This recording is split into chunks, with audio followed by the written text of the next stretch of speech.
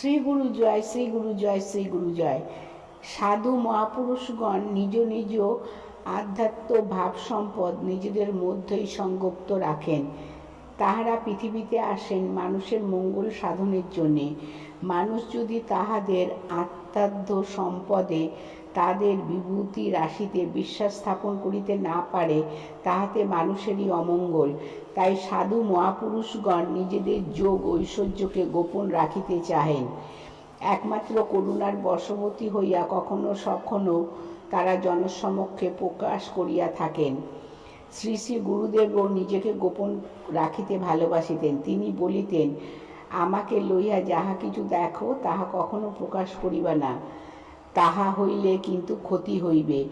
এখন বুঝি এই কথাগুলো বলিয়া তিনি ভয় দেখাইয়াছেন, কারণ তাহার যোগ ঐশ্বর্যের কথা শুনলে তাহা যদি সাধারণ মানুষ বিশ্বাস না করে, তবে তাদের অমঙ্গল হইবে।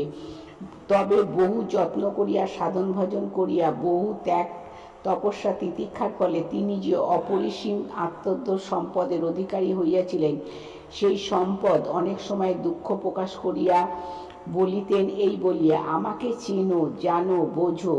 আমি দ্বারে দ্বারে ঘুরিলাম, কিন্তু কেহ আমাকে বুঝিল না। এই দুঃখ আমার রাখার জায়গা নাই।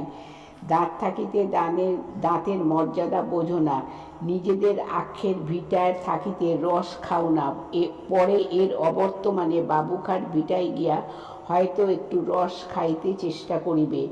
তাহার এই দুঃখের কথা শুনিয়াও আমাদের চেতনা জাগ্রত হয় নাই, আমাদের প্রাণে ব্যাকুলতা জাগে নাই। শ্রী গুরু জয়, শ্রী গুরু জয়, শ্রী গুরু জয়।